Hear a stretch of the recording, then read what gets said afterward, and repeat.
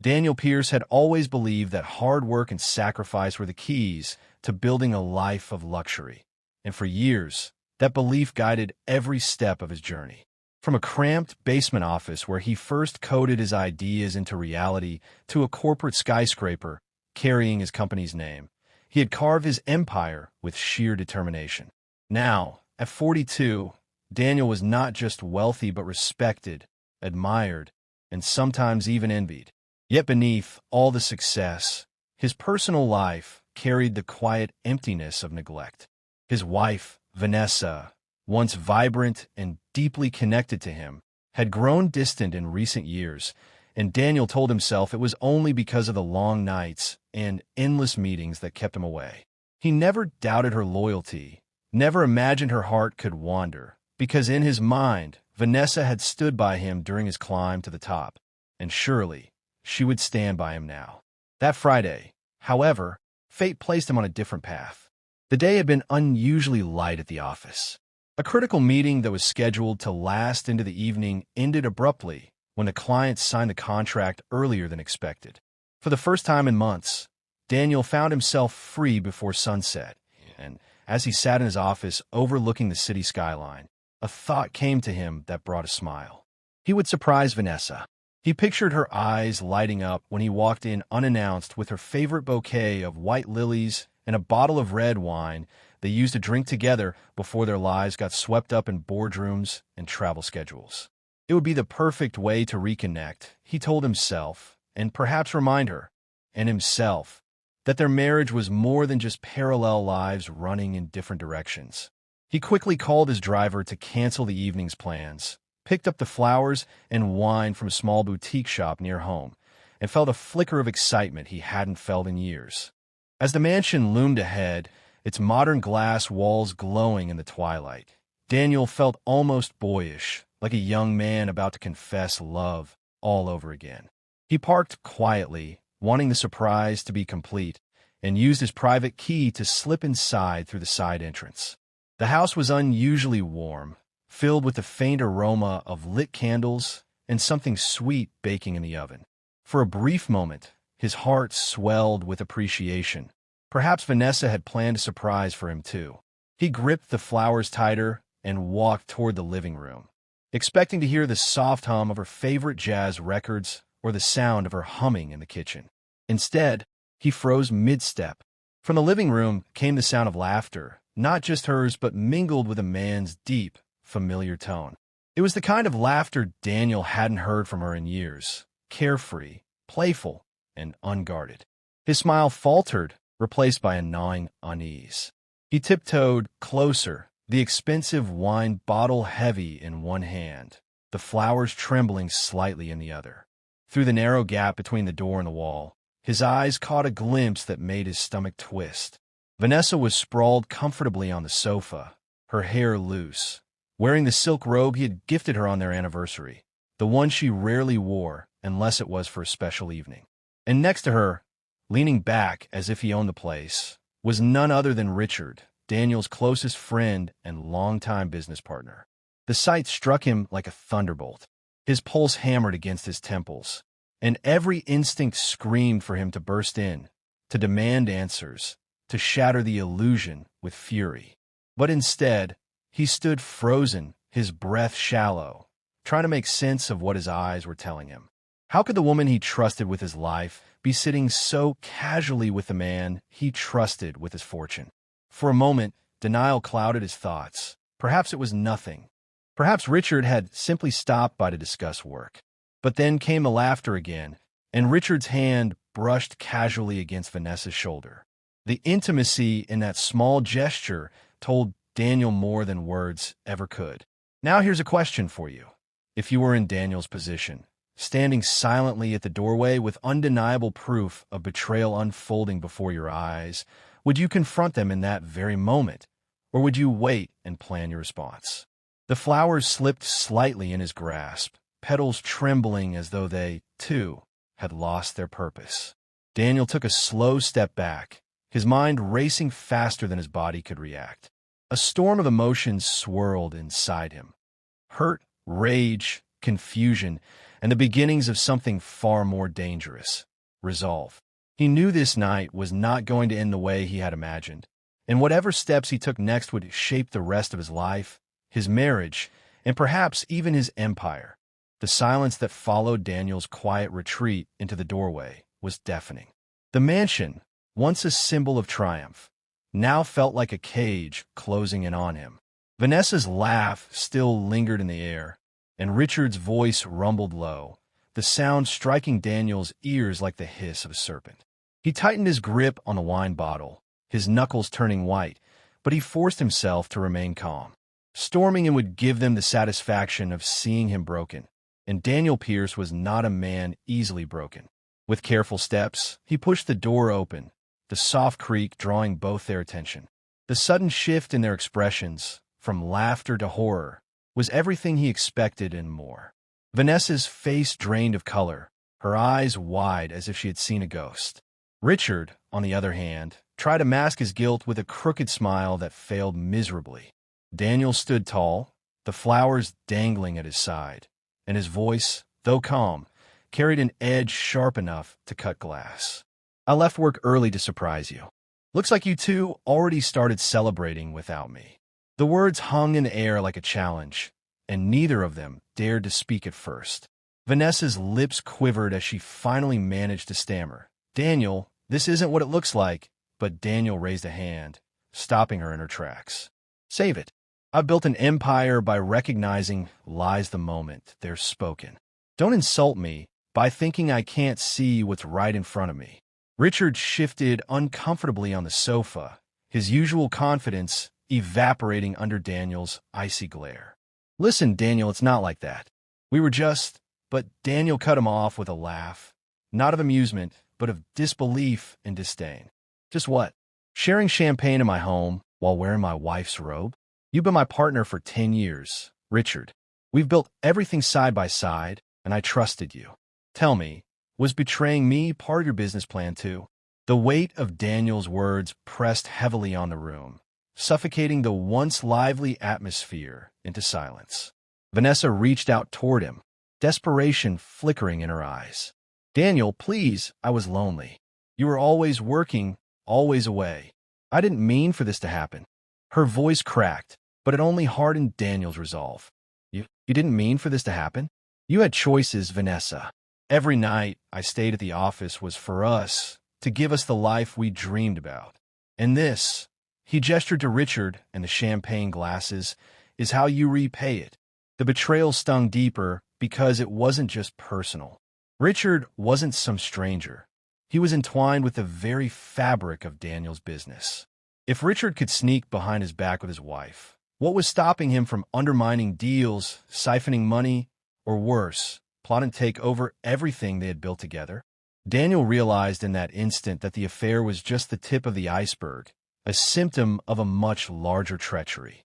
He felt anger, yes, but beneath it a cold, calculating focus was beginning to take shape.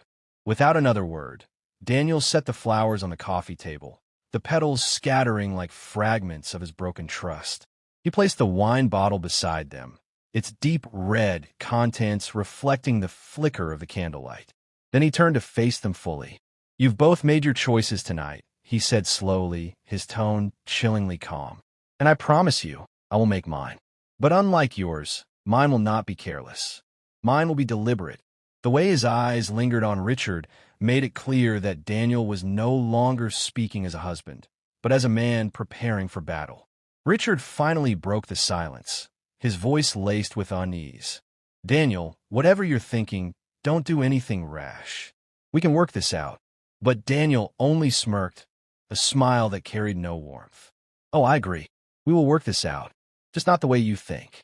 With that, he turned and walked out of the room, his footsteps echoing through the vast hallway. Vanessa called after him, her voice shrill with panic, but Daniel didn't look back. Every step he took solidified his plan. He would not let rage consume him in the heat of the moment. No, he would be patient, strategic, and ruthless. As the front door closed behind him, Daniel inhaled the cool night air, letting it wash away the immediate sting of betrayal. What awaited him inside wasn't a marriage to repair or a friendship to salvage. It was a war to wage. And if there was one thing Daniel Pierce had mastered in his climb to the top, it was winning battles. Only this time, the battlefield wasn't the boardroom. It was his own home. The drive away from the mansion felt like an eternity, though, in reality, Daniel had only gone a few blocks before pulling over at a quiet park. He killed the engine and sat there in silence, his hands gripping the steering wheel so tightly the leather creaked. His mind replayed the image of Vanessa draped across the sofa, Richard's smug face leaning close to her, and the champagne glasses glinting in the candlelight. Every detail felt seared into his brain. But Daniel was not the kind of man who allowed emotions to dictate his actions. He had built his fortune not through impulse, but through foresight, through planning every move 3 steps ahead of everyone else. Tonight would be no different. He reminded himself of a principle that had guided him in business. When someone betrays you, don't react in anger. Respond in strategy. Daniel leaned back, closed his eyes, and let the storm inside him settle into something sharper, something colder. Vanessa's betrayal cut him deeply, but Richard's cut even deeper. Richard wasn't just a friend. He was the one Daniel had trusted with financial oversight when the company grew too large for Daniel to handle alone.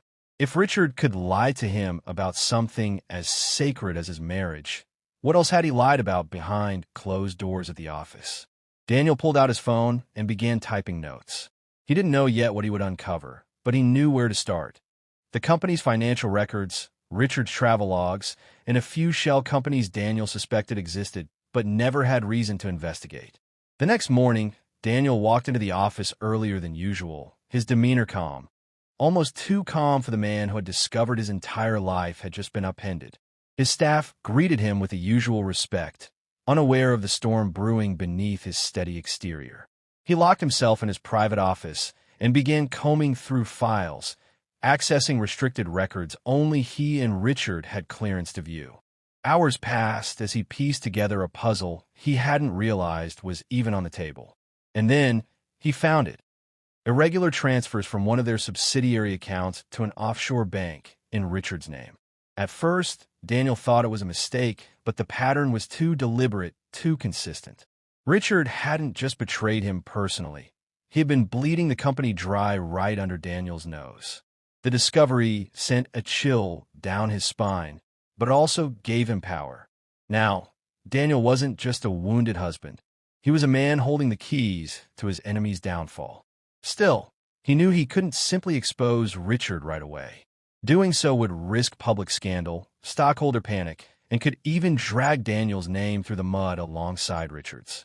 No, the takedown had to be precise, flawless, and devastating. That night, Daniel returned to the mansion, but this time he didn't confront Vanessa. She greeted him nervously, her eyes searching his for signs of rage. But Daniel acted as though nothing had changed. He kissed her cheek, ate dinner in silence, and retreated to his study, leaving her confused and uneasy. It was a performance, one Daniel executed perfectly. He knew that showing his hand too soon would only give her and Richard time to cover their tracks. Instead, he let Vanessa believe she still had the upper hand. In the days that followed, Daniel played the part of the busy husband while quietly gathering more evidence. He hired a private investigator, one who owed him favors from years ago, to follow Richard and document his every move. He met discreetly with lawyers, exploring the options of severing business ties without alarming shareholders. Piece by piece, Daniel built his case like a master chess player, setting the board before the decisive strike. Yet, in the quiet moments when he was alone, the weight of the personal betrayal still gnawed at him. He wondered what had driven Vanessa to Richard, whether it was loneliness, greed, or simply the thrill of deception. But those thoughts, he reminded himself, were distractions. This wasn't about salvaging a marriage. It was about dismantling two people who thought they could outsmart him. As he sat in his office one evening, reviewing the final dossier compiled by his investigator, Daniel allowed himself a rare smile. He had everything he needed. Richard's financial theft was documented down to the last transfer. Photos showed him slipping into hotel rooms with Vanessa when Daniel was away. Even text messages had been recovered, painting a clear picture of their betrayal. The trap was ready. All Daniel had to do now was spring it at the perfect moment. And Daniel Pierce was nothing if not a master of timing. Daniel knew that exposing Richard and Vanessa wasn't just about personal revenge. It was about protecting everything he had built. He couldn't allow the company's investors, employees, or clients to see chaos within its leadership. Appearances mattered, and Daniel was determined to use appearances to his advantage. He arranged a private board meeting under the pretense of announcing a new merger deal, a meeting that Richard would never see coming. Over the next week, Daniel worked tirelessly behind the scenes, ensuring that every document, every screenshot, and every bank record was authenticated and neatly prepared. He even instructed his lawyer to secure warrants for Richard's offshore accounts, so when the time came, there would be no escape. Meanwhile, Daniel's behavior at home remained eerily calm. Vanessa grew increasingly unsettled by his silence. She tried to reignite conversations, offering explanations, excuses, even tears, but Daniel gave her nothing but polite nods and vague smiles. This silence gnawed at her far more than anger would have. She confided in Richard, worried that Daniel knew more than he was letting on. Richard, arrogant as ever, brushed off her concerns. "He's too busy with the company to care," Richard reassured her, pouring another glass of champagne. But deep down, Vanessa wasn't convinced. The night before the board meeting, Daniel hosted a lavish dinner at the mansion, inviting Richard and several of their closest associates. Vanessa dressed elegantly, trying to mask her guilt with charm, while Richard strutted about as though he already owned the place. Daniel, on the other hand, played the perfect host. He laughed, toasted, and even placed a reassuring hand on Richard's shoulder, as if nothing had changed. Yet beneath his smile lay the quiet satisfaction of a predator waiting for the right moment to strike. When dessert was served, Daniel rose from his chair, glass in hand, and addressed the table. "Tomorrow, we begin a new chapter for our company," he announced. "I'll be unveiling some exciting developments that I'm sure will secure our future for decades to come."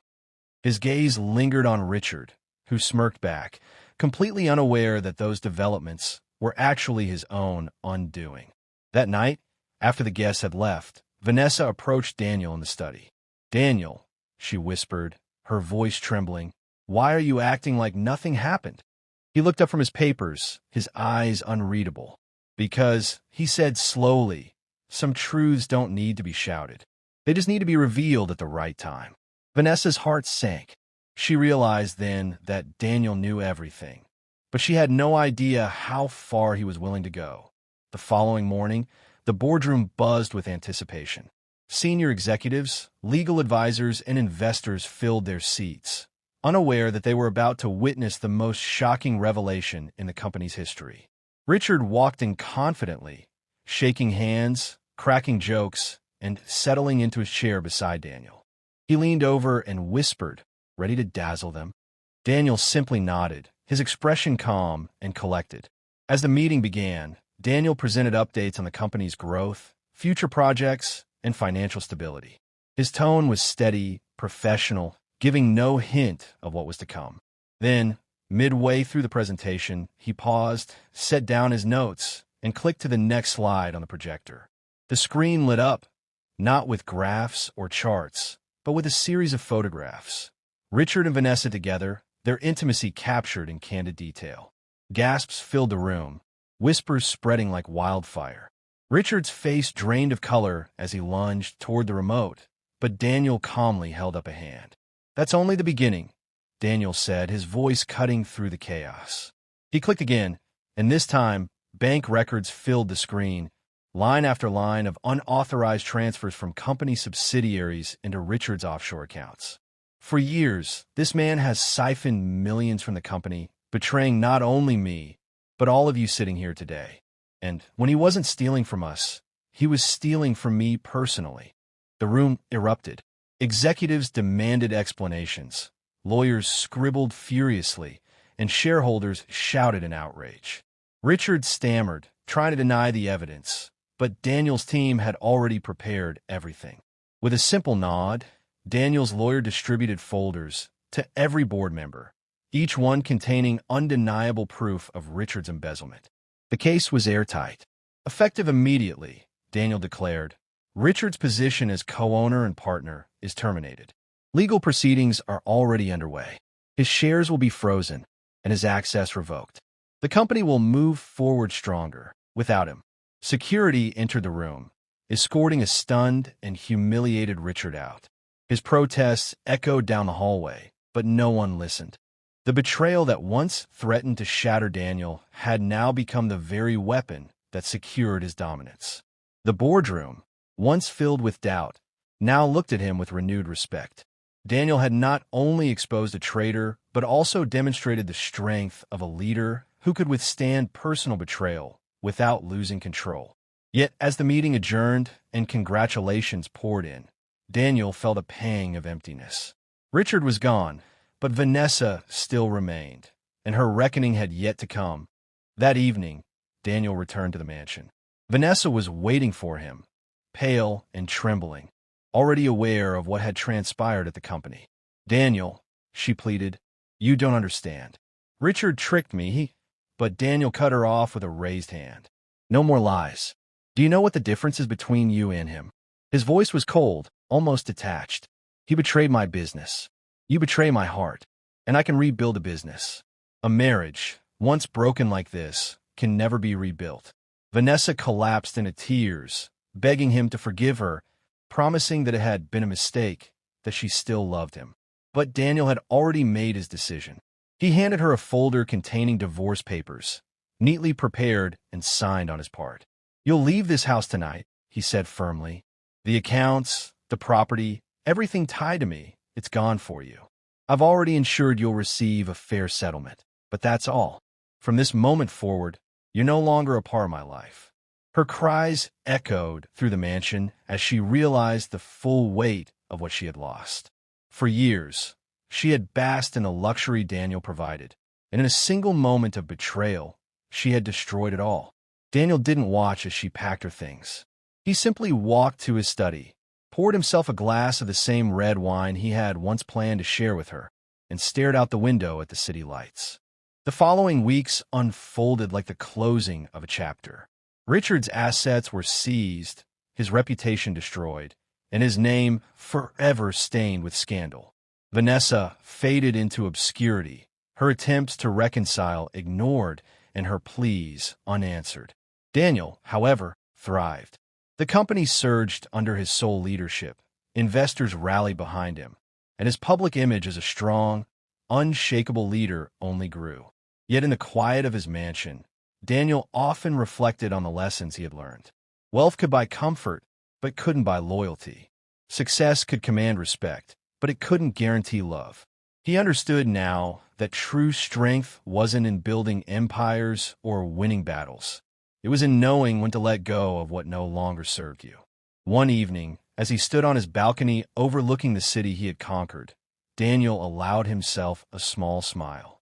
He had been betrayed, broken, and tested, but he had risen stronger, wiser, and freer.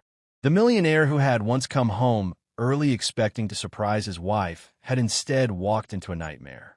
And yet, that very night had given birth to his greatest victory. For Daniel Pierce, betrayal was not the end. It was the beginning of his rebirth.